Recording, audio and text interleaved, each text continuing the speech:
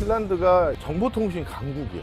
핀란드가 요 근래 나토에 가입하려고 부단하게 애를 써. 나토를 만든 게 우리나라야. 핀란드가 뭘 선택했다? 내가 다시 누구랑 편을 먹으면 내 손에 장을 짓는다. 영세 중립국을 추종하게 된 거야.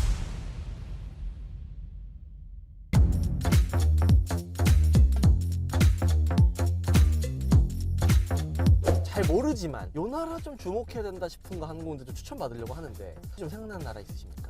당연히 엄청 많지. 근데 가끔 우리나라에도 지대한 영향을 미치는데 너무 멀리 있거나 좀 그 전체 국가 사이즈가 좀 작아서 의미 파악을 잘 못하는 나라들이 좀 있어.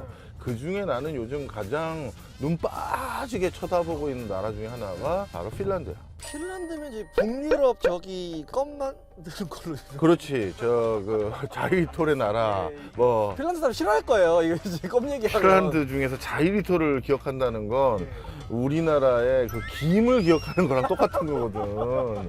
반도체도 만들고 다양한 걸 하는데. 아, 야. 노키아. 노키아 그래. 예, 노키아 나라잖아요. 맞아. 뭐 노키아 얘기했으니까 그거부터 좀 얘기를 하면 정보통신 강국이야. 핀란드는 전체 국민이 500만 명밖에 안 되거든. 그런데 그 작은 나라에서 노키아라는 세계 최대의 휴대폰 그 회사, 그리고 휴대폰만 만드는 게 아니라 정보통신 관련한 각종 네트워크 장비를 거기서 엄청나게 가지고 있거든. 특허도 많고. 그런 회사를 가지고 있게 된 배경이 있어. 바로 인구는 너무 작기 때문이 첫 번째 이유라고 할 수 있어. 엥? 오히려요? 그리고 핀란드가 스칸디나비아 반도에 있는데 거기가 엄청난 산악지대라든가 산림 많은 침엽수림이 많고 인구는 500만 명인데 땅덩어리는 우리나라의 한 3배가 넘거든. 그러다 보니까 인구 밀도도 낮잖아. 자, 그런데 그러다 보니까 이동통신에 발달한 나라가 돼버렸어. 원래 핀란드는 옛날 무선전화 없을 때는 유선전화가 있어야 되잖아. 그래야 서로 소통하고 하잖아. 그런데 그게 너무 힘든 거야. 왜? 전 국토에 전봇대 하나씩 다 박아가면서 그걸 선을 다 깔아가지고 전화를 연결한다? 그 전화를 예를 들어서 어느 동네까지 전신주 쫙 보내가지고 그 동네에서 5천 가구 살거나 10,000가구 살면 단가 나오지.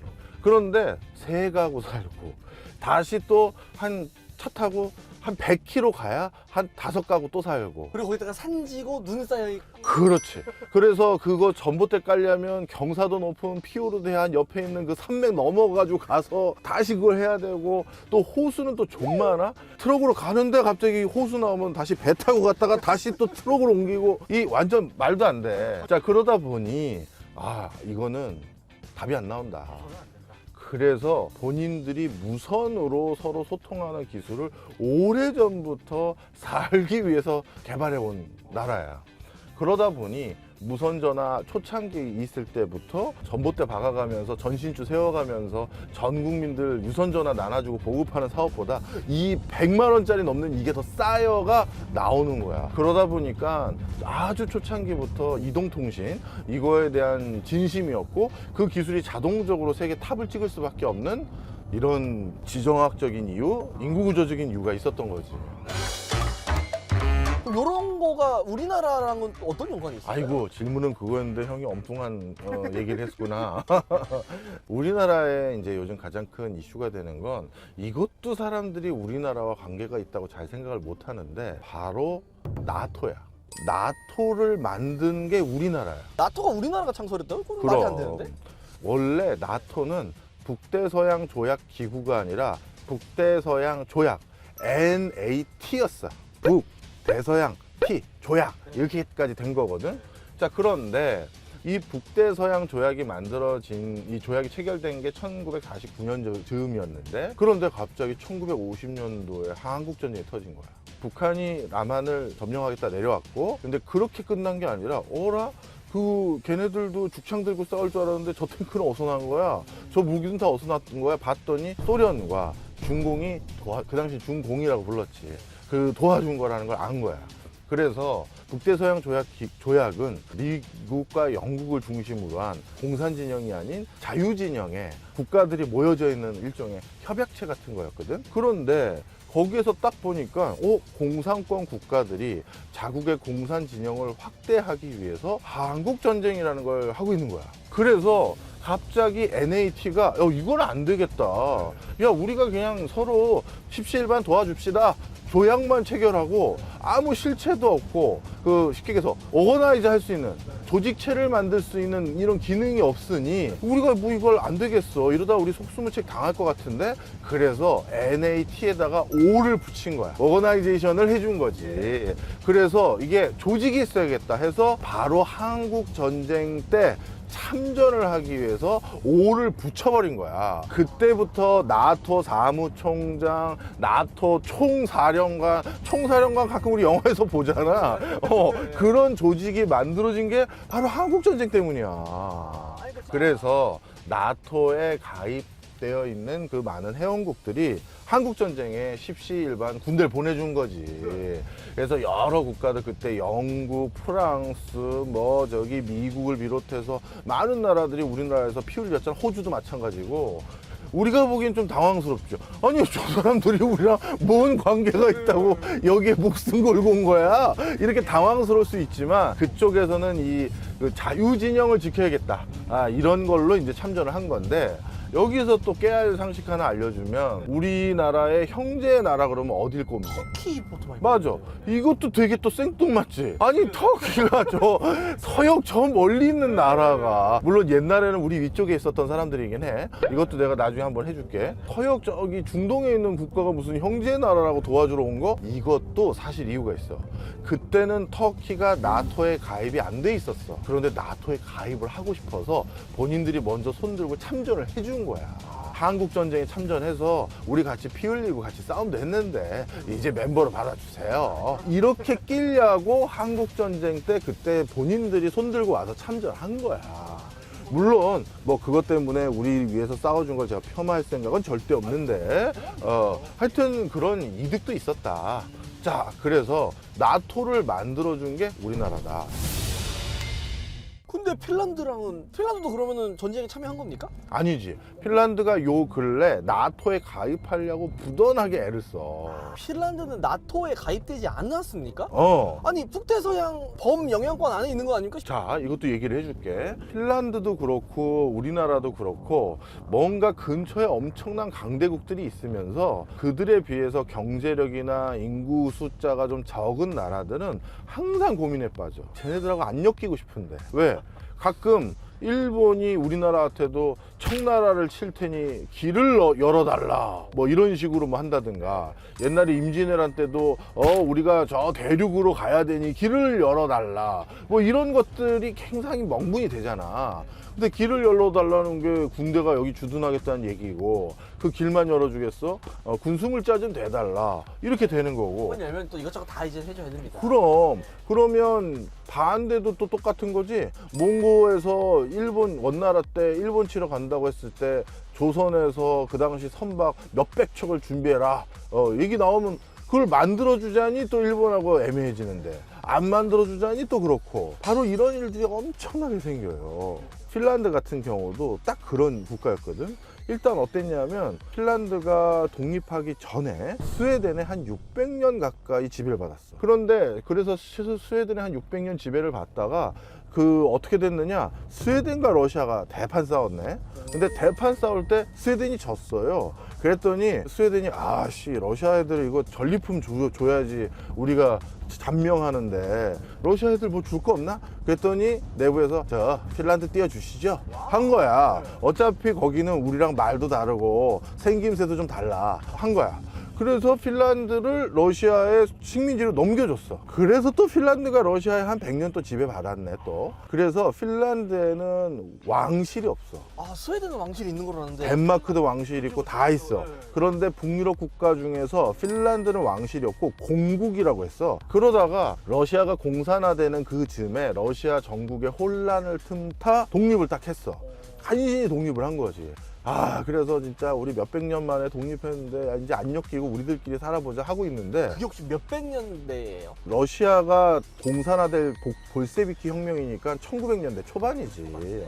그때 이제 독립을 해서 지금의 핀란드로 이제 살아남으려고 했는데 문제가 생겼네. 갑자기 히틀러가 찾아오는 거야. 와가지고 니네 보니까 니네 나라를 지키기가 힘들다.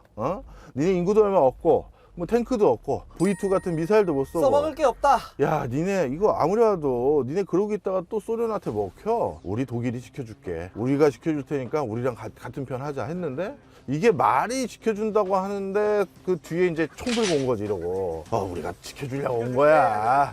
핀란드가 당연히 안 쫄 수밖에 없잖아. 그래서 일단 러시아랑 핀란드가 국경을 진짜 엄청나게 길게 접하고 있거든. 그러다 보니까 뭐 그 당시 또 러시아의 수도가 상트페테르부르크라고 해서 핀란드하고 가장 근접한 곳에 있어. 그러다 보니 핀란드가 이 전략적 요충지란 말이야. 그래서 여기에 도움을 받으면 야 이게 일이 수월해지겠다 이제 독일은 생각한 거지. 그래서 계속 이렇게 압박 아닌 압박, 협조 아닌 협조를 구하다 보니 핀란드가 결국 독일 편에 섰지. 그런데 본인들도 끝까지 휘말리고 싶지 않았다라는 증거 중에 하나가 핀란드가 군대를 편성해서 이제 독일군하고 같이 참전해야 될 거 아니야. 그런데 군 조직을 원래는 군 조직이라는 건 항상 그 한 사람의 지령 아래 일사불란하게 움직이도록 그 위계가 그렇게 돼 있잖아. 삼각형 구조로. 그런데 핀란드는 별도의 지휘 체제 아래 움직이도록 본인들이 따로 편제를 했어. 그 얘기는 뭐다? 독일군의 지시를 받지 그렇지, 않고. 그렇지. 그 얘기는 그만큼 우리 독일하고 좀 거리감이 있습니다. 싸우지만 그걸 좀 알아주세요. 이거를 이제 얘기하고 싶었던 거야. 근데 영국이 여기다가 이제 한마디 한 거야. 야, 니네 요즘 자꾸 독일하고 어울리고 말이지. 군대를 따로라고 하면서 뭐 이렇게 편성을 하는데 그럼 너희 우리 연합군이 니네 침공할 수 있어. 딱 이렇게 하면서 또 엄포를 온 거야. 그런데 그때 결국 핀란드는 독일 편에 섰잖아. 독소 전쟁이라고 부르는데 독일과 소련의 전쟁에서 핀란드가 독일 편에 섰다가 결국 독일이 패망했잖아. 그럼 핀란드도 대가를 치러야 될 거 아니야. 그래서 그 당시 러시아의 상당 부분의 또 영토를 뺏겼어. 그리고 나서 2차 세계대전 끝나고 지금의 핀란드의 국토가 됐다 해도 과언이 아니야. 자, 그러다 보니까 핀란드는 이제 넌덜머리가 난 거야.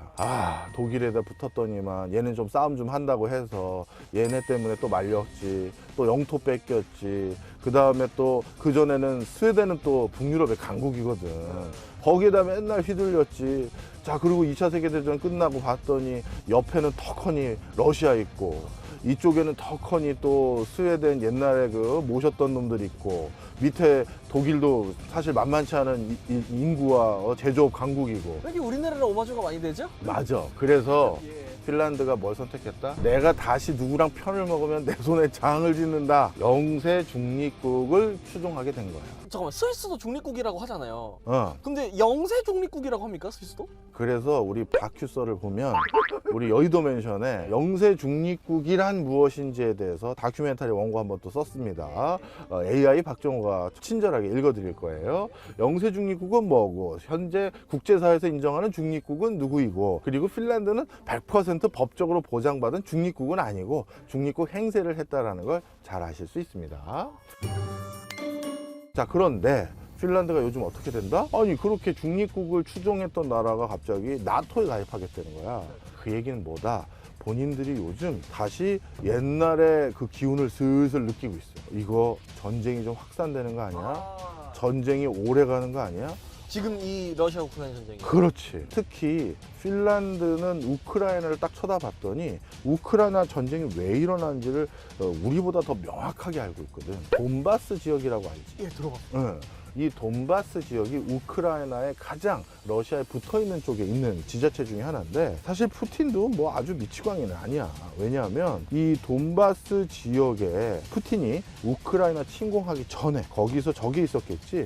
지자체 선거가. 그 지자체 선거에서 어떤 일이 있었었냐면 친러주의 성향의 정당이 원내에 진입해서 다수당에 가까운 의석을 확보한 거야. 그리고 나서 어떻게 했느냐. 우리 돈바스는 자치할 거야. 중앙정부에서 이래라 저래라 하지 마. 치외법권 지역이 돼버린 거지. 중앙에서 이래라 저래라 할 수 없는 그런 상황이 돼버린 거야. 그래서 푸틴이 그거를 보고 내가 너희들을 해방시켜줄게. 이게 이제 명분이었던 거야. 바로 그걸 딱 본 사람들이 유럽인들이잖아. 그런데 핀란드가 어떤 상황이냐. 사실 그동안 핀란드와 러시아는 국경이 엄청 길다고 했잖아. 그러다 보니 러시아 사람들인데 그냥 핀란드로 넘어온 사람들이 많아. 지난 뭐 2차 세계대전 이후부터 러시아 체제가 싫어서 또는 경제적으로 핀란드가 좀 더 잘 사니까 뭐 이 여러 가지 이유로 러시아 사람들이 그냥 넘어온 거야. 그러다 보니 자연스럽게 핀란드, 특히 북부 지방 쪽은 러시아 말을 쓰는 사람들도 많고, 핀란드어가 아니라 그 다음에 친러주의 성향을 가진 사람들이 엄청 많아. 그러다 보니 어떤 일이 생겼다?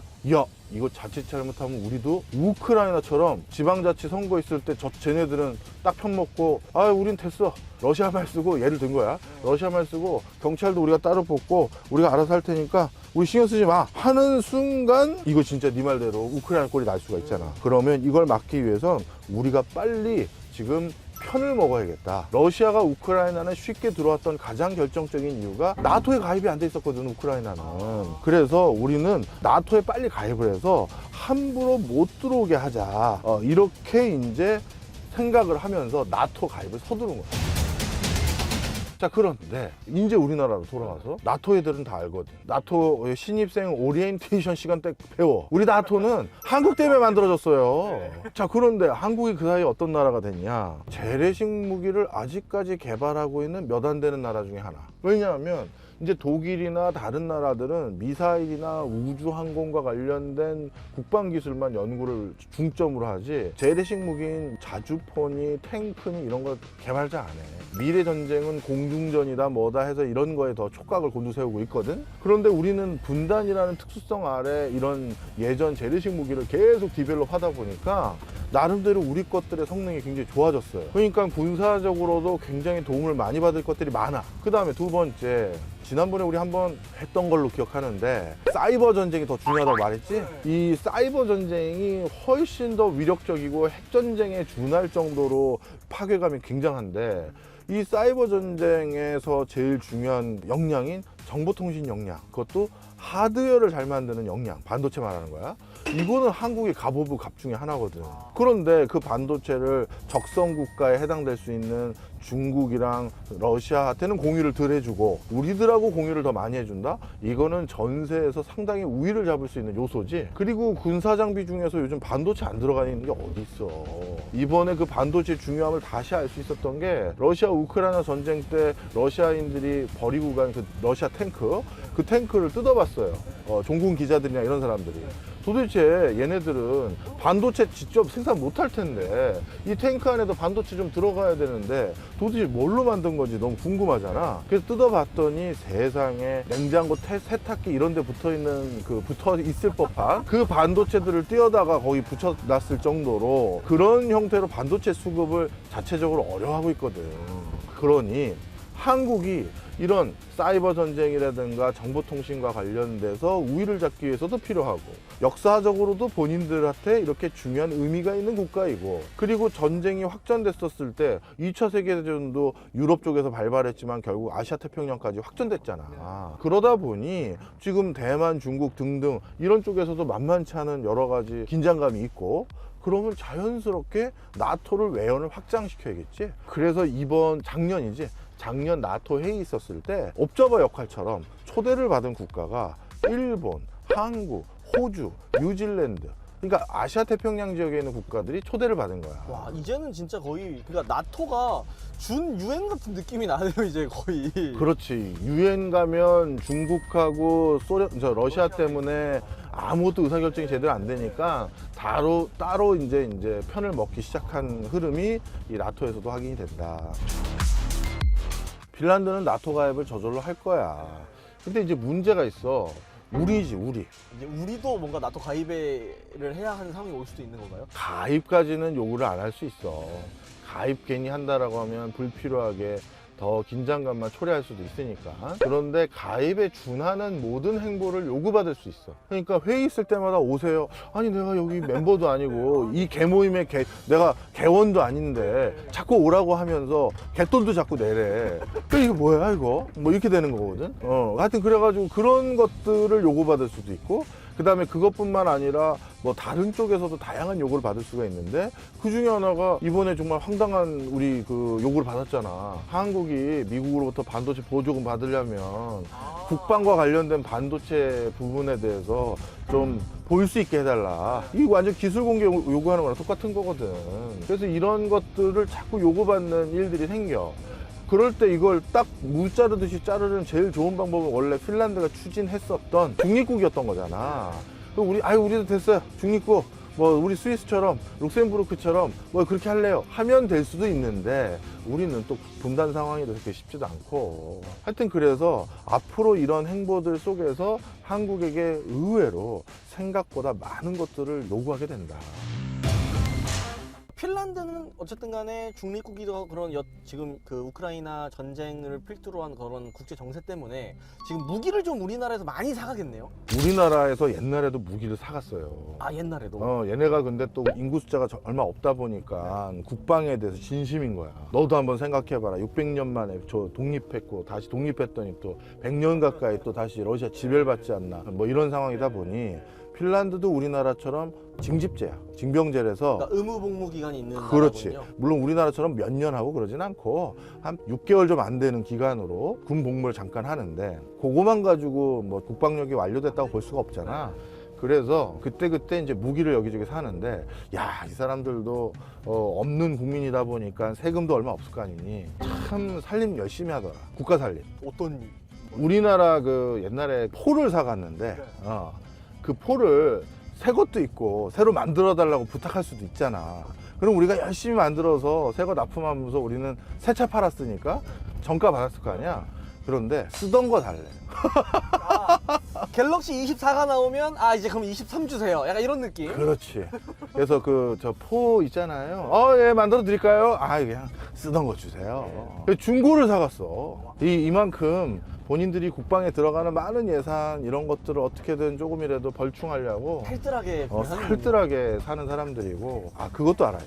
전 세계에서 개인 화기 보유율이 5등 안에 드는 나라가 핀란드야. 집집마다 총이 있어. 내가 총을 들고 다니는 뭐 예를 들면 그런 거 아닐까요? 저기 막 산에 사니까 뭐 산에 산짐승 내려오면 쏴야 되는 거 필요할 수도 있다 뭐 이런 느낌이 정답입니다. 맞습니다. 핀란드는 이제 정례적으로 이제 사슴사냥 이런 것들의 시즌도 있고 핀란드는 정치, 경제적, 사회적으로 우리나라에게 엄청난 시사점을 줘.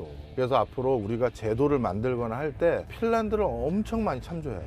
인구 숫자는 점점 줄어갈 건데 우리도 그 과정에서 국방 어떻게 했는지, 사회복지는 어떻게 유지하기 위해서 노력했는지, 그리고 국가의 의사결정 구조는 어떻게 해왔는지 이거 핀란드를 보면서 타산지석으로 삼아야 될 게 굉장히 많아. 그리고 핀란드도 인구가 500만 명 정도 되는 사람들이 대대손손 살았을 거 아니야? 그래서 세 다리 건너면 다 알아. 그러다 보니까 거기는 튀는 행동을 하면 안 돼. 그리고 공동체주의가 굉장히 강해. 그래서 공부를 시킬 때도 예를 들어서 우리나라는 아직까지 엘리트주의적인 학습 분위기가 있거든. 핀란드는 그런 나라가 아니야. 우리는 이 엘리트주의 교육을 통해서 어떻게 보면 학력을 높여왔다고 친다면 핀란드는 공동체다 보니까 그 반에서 클래스에서 누가 뒤처지잖아? 그럼 선생이 걔를 붙잡고 걔 올라올 때까지 다른 애들 잠깐 대기야. 왜냐하면 또 인구 숫자가 얼마 안 되다 보니까 선생당 학생 그 매칭 숫자가 되게 적어. 그러다 보니 맨투맨이 가능하잖아.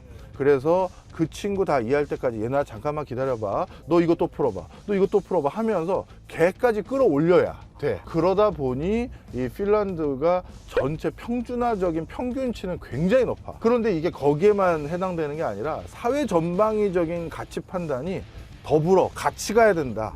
이런 인식이 많아. 그러면 그게 좋은 건지 나쁜 건지를 판단하는 거는 뭘 기준으로 하느냐에 따라 달라. 뭐 혁신이라든가 세계적인 뭐 역량 있는 뭐 또 스타트업을 만든다 했었을 때 뭐 그때는 뭐 옳다 그러다 뭐 얘기가 있기도 하고 사회 전체의 안정감을 또 따졌을 때는 옳다 그러다 이게 다 다르거든. 하여튼 우리나라 사람들이 앞으로 어떤 가치관을 더 중요시 여기느냐에 따라서 핀란드를 따라가도 되고 핀란드처럼 하지 말고 다른 길을 가자 이렇게 할 수도 있겠지. 특히 핀란드도 가족주의가 굉장히 돈독하거든. 왜냐하면 밤 4시 넘어서 어두컴컴해졌고 특히 6시 넘으면 가게문도 다 닫아. 핀란드 내가 호텔에 묵었다가 한 8, 9시에 배 출출해가지고 라면이라도 하나 사다 먹을까 했는데 문을 다 닫아서 내가 생수만 2병을 들이켰어. 그리고 그럼 그 사람들 다 뭐예요? 집에 들어가서 가족들과 놀아. 가족들과 동아리에 동아리. 보드게임하고 뭐 보드게임하고 또 공부하기도 하고 뭐 연구하고. 가족적인 또 국가군요. 근데 우리나라도 코로나19 이후 그런 문화가 굉장히 많이 정착했거든. 물론 1인 가구도 또 높은 것도 사실이지만 그러다 보니까 그런 것들이 가져다 주는 사회적 부작용 뭐 이런 것들도 좀 고민 많이 해봐야지.